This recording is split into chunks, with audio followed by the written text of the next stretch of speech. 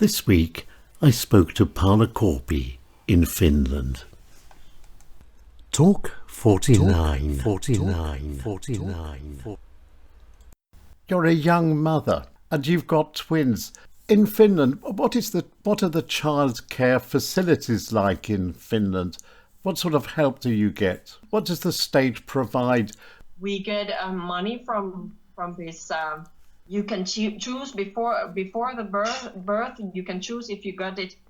If you get some money, it depends how many children you are getting. Usually one, or then you can get this.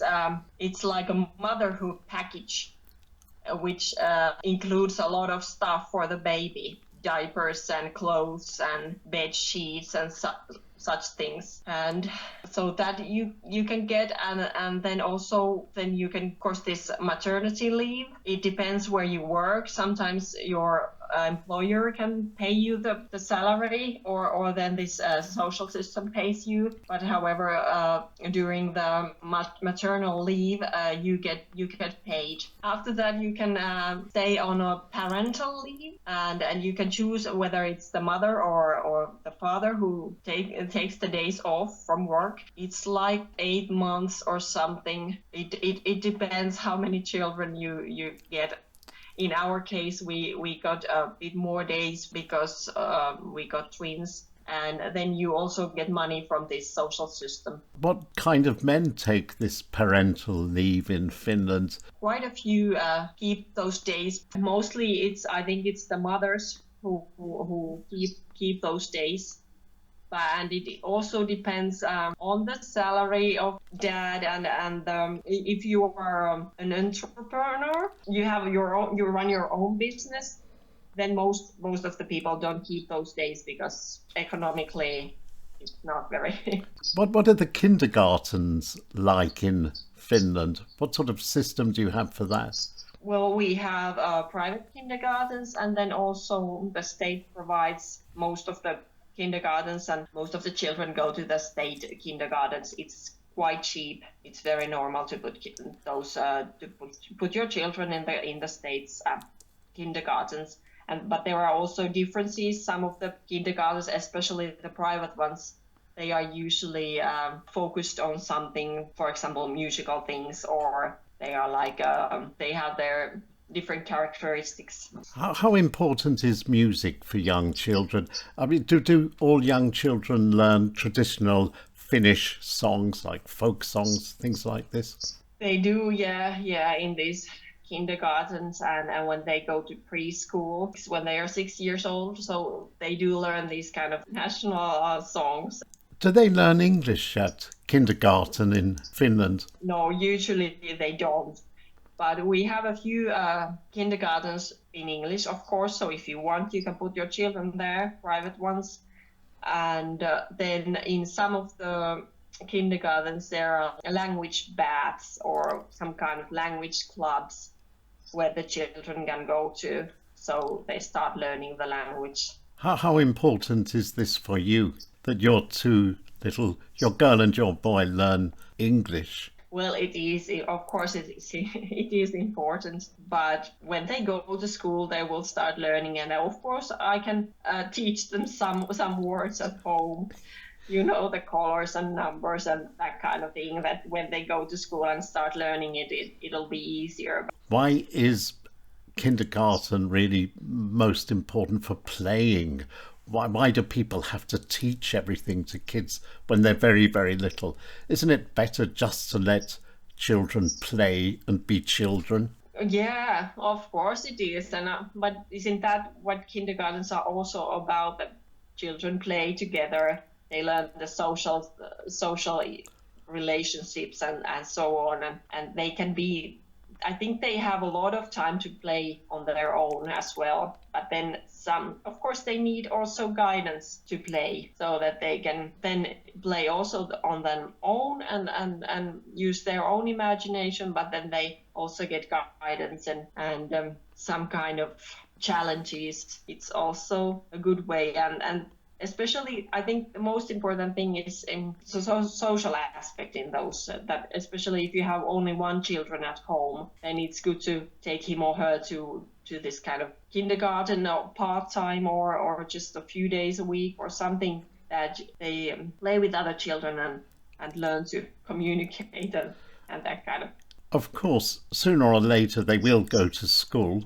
Time goes very quickly. Finnish schools, everybody here believes in Vienna, Central Europe, everybody believes Finnish schools are the best in the world. Are they really so good as we believe, or is this depend on just how the children are really? What's it like from a Finnish point of view? Well, I think it's hard to say because I'm just used to these Finnish schools, and of course I've heard, and according to the PISA research and so on, they are always rated very well. And I also know myself that our schools are quite well, but of course we have problems too, especially discipline problems in some areas in some schools, Okay. especially, and perhaps the authority thing is not so good in Finland. It's in a way it is since the results are so good. But Finnish schools are not that authoritative. How do you say? Authoritarian. The word. Yeah. I don't know if it's a good thing or bad. It can be both. But in some schools there are problems because of that, and that also lowers their results in these research. But of course, our children are our future as well. And we've got these huge problems all over the world with the climate and this and that. We get the impression that Finnish people, Finland, is very much in favour of atomic energy, nuclear power stations. How do you feel about isn't this the only way through to the future? I think in Finland most of the people feel that this nuclear power is okay, but there's also a growing population who wants to support this wind energy and other solutions because of the climate change and so on. But really, how have the winters changed in Finland over the past 20 years? There has been a lot of winters with no snow, and especially in Helsinki. I don't speak now all of Finland, and it's not that cold anymore. No snow, and it's been more cold, warmer, and a lot of rains and storms. But for example, this year we had a lot of snow, and there were also like 15 degrees, minus 15 degrees. And so it really depends. So, but maybe that's the change, that it can vary a lot. There are warm winters, and then suddenly there's a full winter with a lot of snow. But usually we had a certain certainty that there will be snow also in the southern part of Finland. Of course, there's snow in the northern part of Finland. We've just had this incredible lockdown, and even Lucia was put on ice in Helsinki Cathedral. Will there be a Lucia celebration this year, in this coming December, do you think? I think there will be, yeah, because everything is opening up now and we are getting back to normal. I hope so. Is Lucia a symbol for the Finnish people, for what Finland is somehow? We have this tradition also in schools that every year there is this Lucia parade. They choose one girl to be the Lucia in every school. And in that way it is, but it's like, so it is it is also in all of the part in Finland's schools and so on. Yeah, I didn't remember that. So it is quite strong tradition also in schools, and that way through that Lucia tradition, every Finnish can feel the connection to Swedish, to Sweden, to being Swedish, and to it's also a reminder that we have this Swedish language in our country, Swedish in our country, and that this historical aspect of How important is Swedish for the future of Finland? Is it something people would really rather forget, or is it something that's really of importance for Finnish life? No, I think we are following Sweden, our neighbor country, very closely, and we want to do the same things as they do. For example, concerning this NATO question now. In every aspect of life, I think we do a very close cooperation with Sweden. So although many Finns don't want to speak Swedish or be Swedish in that way, but however, it's a very important neighbor country to us, and it's the only neighbor country that we have, the normal country. If you think about this situation now, and Russia is the only other one, and of course Estonia, but there's a sea between. Let me ask you this question. You just mentioned NATO, because this is really very important. There's a war going on now. There is a war. How much of a shadow over Finland is the power of Russia?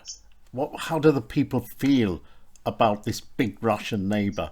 Are they a little bit afraid, maybe, or? Yeah, we are afraid. Yeah, of course, because of our history and that the Russian is so near to us. So we feel that that we could be the second Ukraine. If for example Sweden would join NATO, then and we would stay. If we wouldn't join, so then we would have the same situation that the NATO line goes in Sweden and we are there between. So we are afraid, and that's why it's been in television now, these talk shows, that if Sweden joins the NATO, we must also, that we don't stick there between NATO line and Russia. Are you worried? Are you worried about the future? I am a bit, yeah. I am, because Russia is, you cannot rely on them. They do what they want. It's just, you never know what they plan. So I think it is worrying. A year ago, could you have imagined that this would be like it is now? No. Although there was a war, also was it in 2012 or? Yeah. So it's not that long ago. And of course there are wars going on in the world all the time. So it's not that, but I was surprised that Putin really did this. And that actually there's nothing we can do, the others can do. There are these restrictions, how do you call them, that they have? Sanctions, yeah, sanctions. Sanctions, but it seems that they don't work. That there's actually, that somebody can really do what they like in the world and cause this kind of horrific And of course, you're a young mother. You've got 2 9-month-old twins. This must be an extra feeling of worry for you. Yeah, in a way it is, because you don't know what kind of future they will get, and if when they are 20 years old, will there be, what kind of world it will be, and should they, for example, consider moving away from Finland because of this Russia, because Russia is so near, or what is. But I think if we will join NATO and that kind of thing, it won't be that big a problem. And also that, well, usually people tend to learn from history, and if Putin is just one crazy man and we get rid of him, then maybe the world is a better place after that again. We need strength for the future. Where do you get your strength from? Well, just the people nearby, my family and friends, and just yeah, people and very good relationships are one way of getting strength. And yeah, if I think about this whole world war thing, you just need to stick to your loved ones and try to think positive. Sticking to your loved ones and thinking positively. Thank you very, very much. Thank you.